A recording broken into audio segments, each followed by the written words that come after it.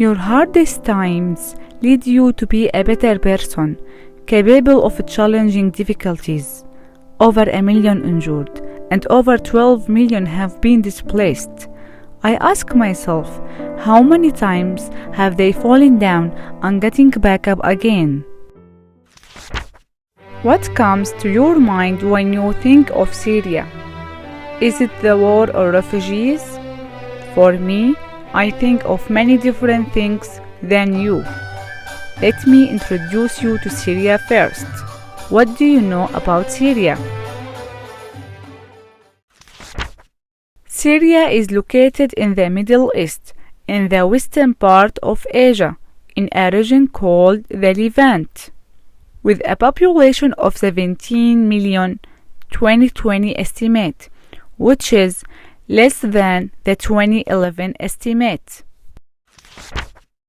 The capital of Syria is Damascus, and it's known as the Jasmine City. The religion in Syria is 87% Muslim, 10% Christian, 3% Druze. Arabic is the official language, and 90% of the population speaks it.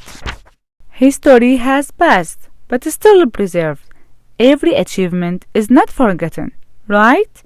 The oldest human remains found in Syria date from 800,000 BCE. The world's first alphabet was from the ancient city-state of Agarit in the Kingdom Ebla. Some of biggest cities in Syria are Aleppo. It has the citadel of Aleppo, one of the oldest and largest castle in the world, but the citadel of Aleppo received significant damage during the war. Hama is famous for Noria. Water wheel. There are 17 Norias.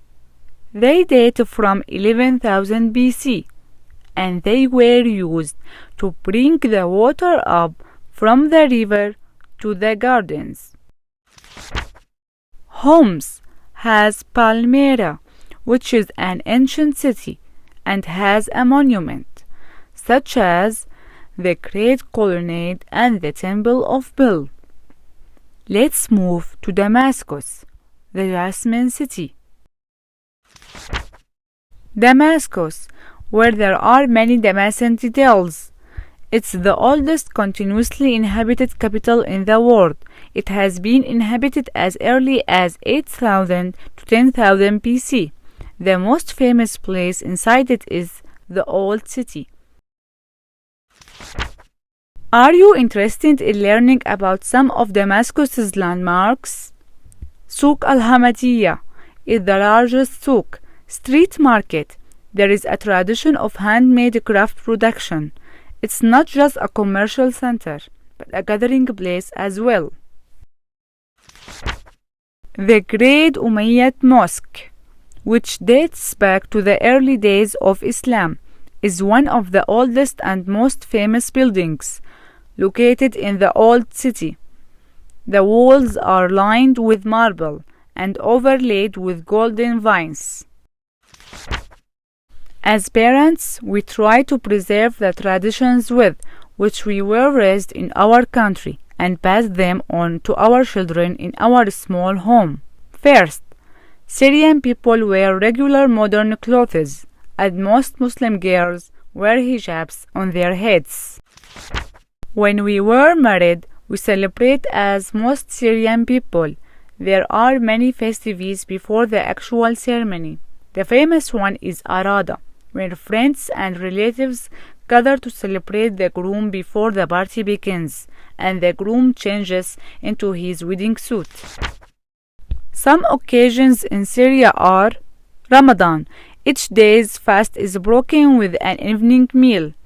Eid al-Fitr, the final breaking of the Ramadan fast. Eid al-Adha is one of the Islamic holidays. Christmas and Easter are Syrian Christian holidays. There are many successful Syrians who we are proud of. Jerry Seinfeld is half Syrian. His mom was Jewish from Aleppo. Steve Jobs is also half Syrian. He was adopted in the US when he was very young.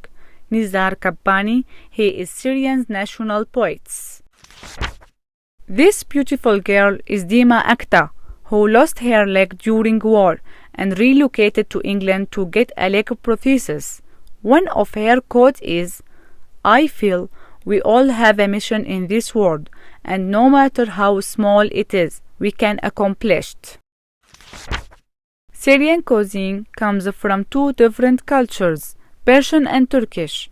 I expect that you know some of it, such as tabbouleh, fattoush, mujaddara, shawarma, and falafel. As a mom, I try to let my kids taste the delicious Syrian food. Turkish coffee, traditional breakfast, mekdous, falafel, tabbouleh, mujaddara, shawarma, kibbeh, another type of kibbeh, halawat al-jubn.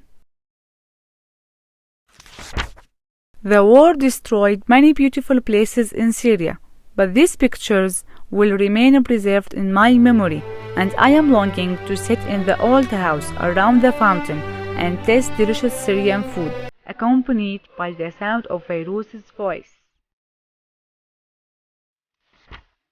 And you, what comes to your mind when you think about Syria after listening to me? This is the Syria that you do not hear about and do not see in the media.